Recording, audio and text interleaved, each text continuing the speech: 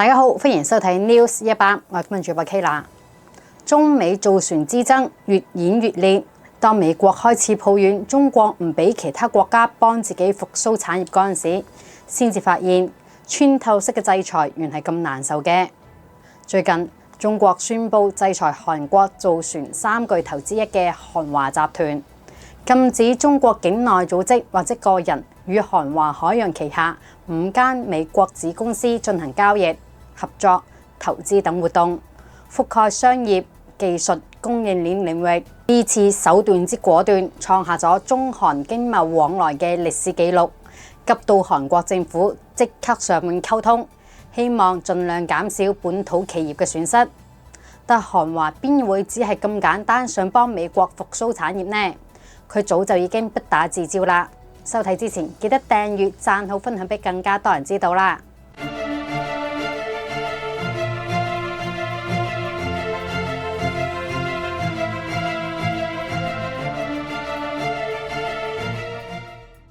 韓華係韓國3大造船廠之一，屬於韓國嘅大國重器。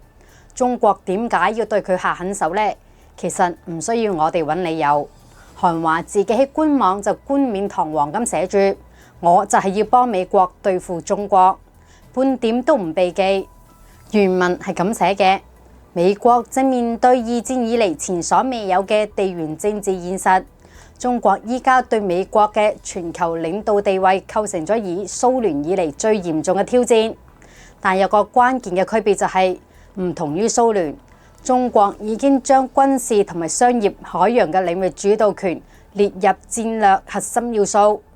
至於美國要點做呢？原文列咗2個目標同埋1個辦法，用關稅打擊中國製造嘅不對等優勢。主要憑借住美國作為最大進口國嘅實力，對停喺美國港口嘅中國船隻處罰，等中國嘅船隻唔受市場歡迎，從而令到韓國、日本同埋其他嘅盟國最終係喺美國本土製造嘅船隻喺國際市場上更加有吸引力。用關稅折扣壯大美國船隻與製造船嘅產業，為戰爭做準備。計劃等美國嘅船隊承載住國際貿易量增加多3倍，以便美軍介入西太平洋嘅衝突嗰陣時，能夠滿足海上後勤嘅需要，並分階段要求船隊中最先進嘅船隻喺美國製造，刺激本土世界級造船廠嘅投資建設。實現以上2大目標，必須要同盟國合作，所以韓華收購咗美國費城嘅造船廠，正係特朗普政府同埋國會共同嘅期望。呢啲內容都直接掛喺韓華官網上邊，發佈日期就係今個月，係韓華聯合福布斯品牌之星邀請哈德遜研究所高級研究員曼克爾羅伯茨撰寫嘅。呢個人曾經係美國海事合作組織嘅主席。2022年佢仲寫過文章渲染中國控制海洋，主要好似對付中國芯片一樣打擊中國造船業。話都話到呢個份上啦，中國唔回應都唔適合啦，所以中國今次制裁完全係見招拆招，加倍奉還。你想用關稅削弱中國船隻嘅競爭力，咁我就用關稅削弱美國船隻嘅競爭力。雖然美國本土嘅造嘅船本身就冇幾隻，但係美國資本入股嘅船隊有好多，咁就要搞個穿透式收費啦。唔單止關美國國旗嘅船要收，美國造嘅船要收，持股25% 以上嘅船隊都要收，甚至被美國實際控制嘅租售船隻都要收，直接打破美方想靠換旗、代詞、避規制裁嘅幻想。你想等全世界慢慢改用美國船隻，咁我就層層加碼，留3年嘅空窗期，等全球貿易商喺中美之間做選擇。否則收費標準就從2025年嘅10月份每美噸400蚊，漲到2028年每美噸1120蚊。到時候一隻20萬噸船級嘅美國郵輪喺中國停靠一次港口嘅成本就超過2.2億嘅人民幣，簡直係運一趟蝕一趟。美國造船本身就貴，營運成本又高，關鍵係全球航運貿易量嘅35%都集中喺中國港口，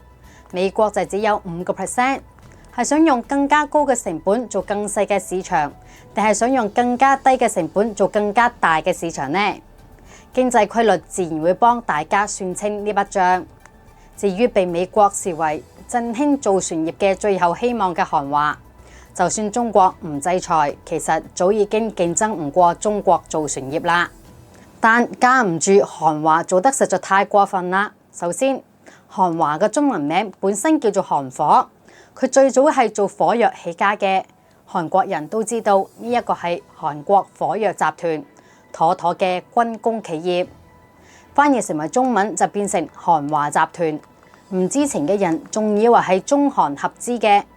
過去20年，中韓貿易紅紅火火，韓華從製船到證券領域吃盡紅利，甚至將證券嘅營業部開到去上海。正因為中國業務廣泛，韓華配合美國301調查嗰陣時，對中國嘅造船業嘅傷害亦都係最大嘅。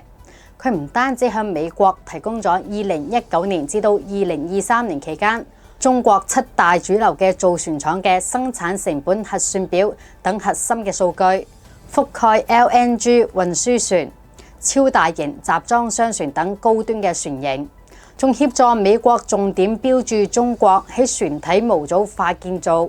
船舶動力系統集成等領域嘅技術突破。更加激氣嘅係，佢將同自己做生意嘅132家中國供應商嘅合作台帳，通通交俾美國，入邊包含鋼構、導航設備等供應商等大量嘅敏感信息，簡直就係上繳投名狀。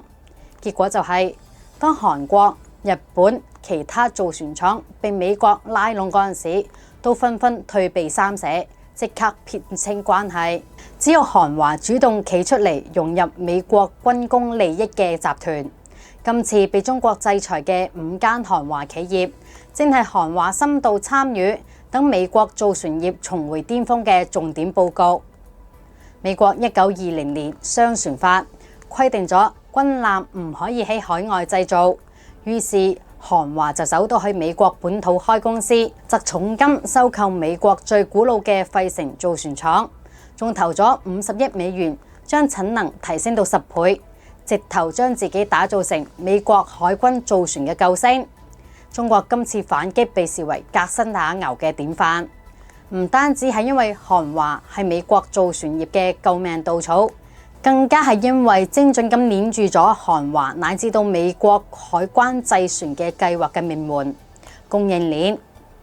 造船業高度依賴全球分工，韓華同埋其他美國子公司喺鋼材、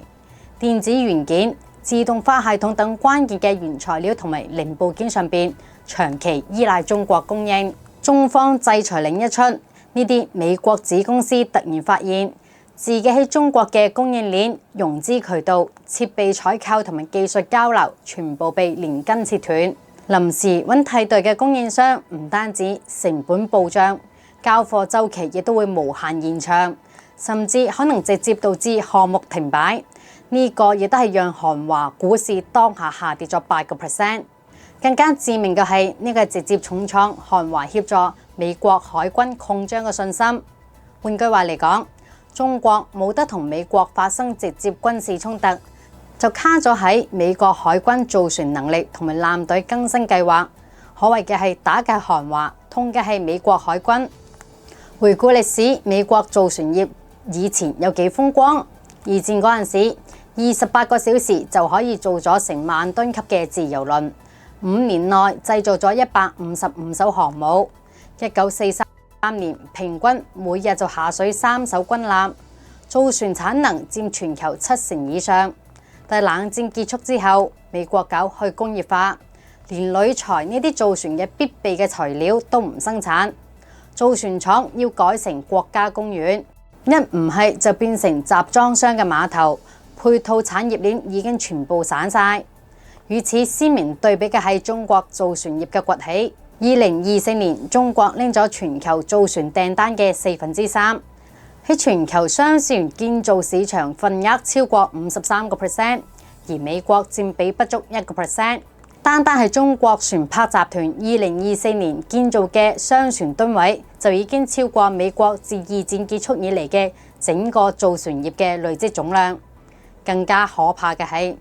中國喺成本、速度、創新能力、自研能力上邊喺全球都係無死角咁碾壓。而家中國已經集齊咗航母、LNG 船、大型郵輪呢三大明珠。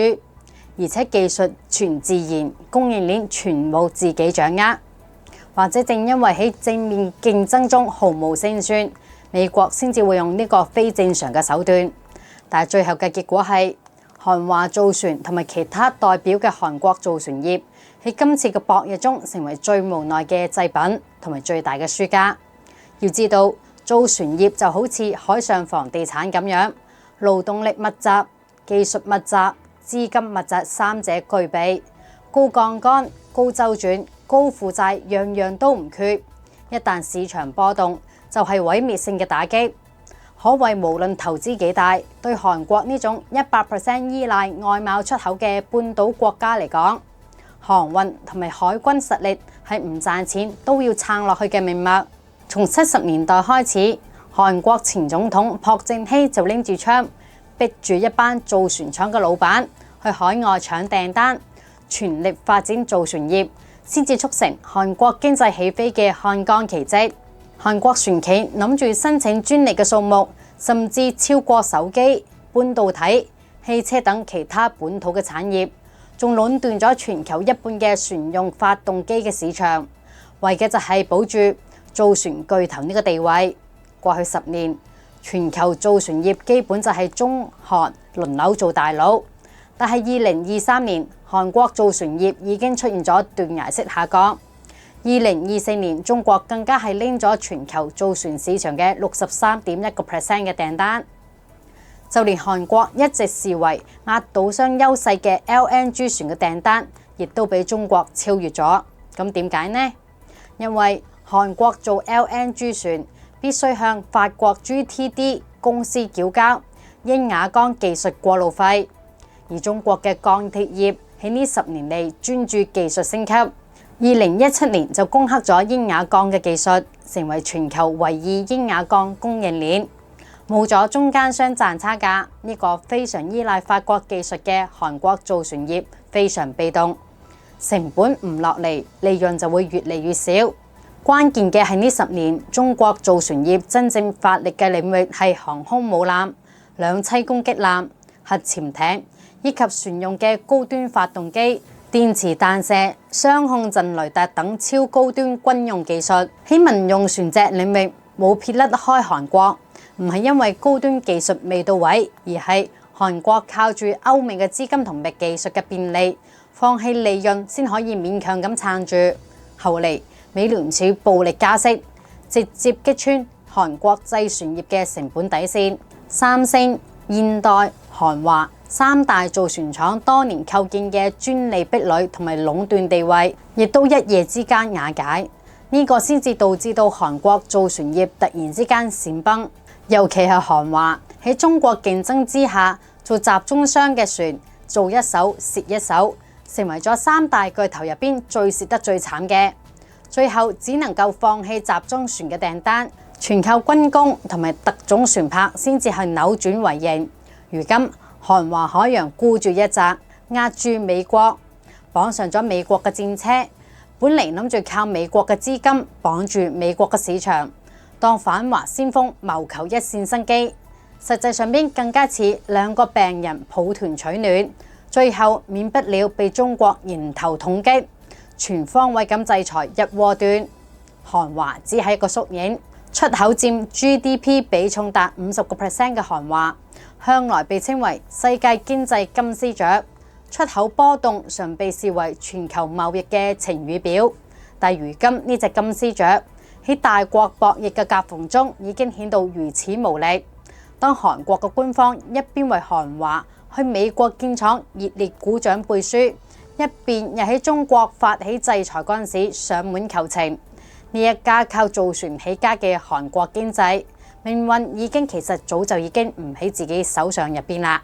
今日嘅分享嚟到呢度啦。如果大家鍾意我哋嘅影片，就記得訂閱、讚好我哋嘅頻道，就可以收到我哋影片嘅通知啦。多謝你嘅收睇，我哋下集再見啦，拜拜。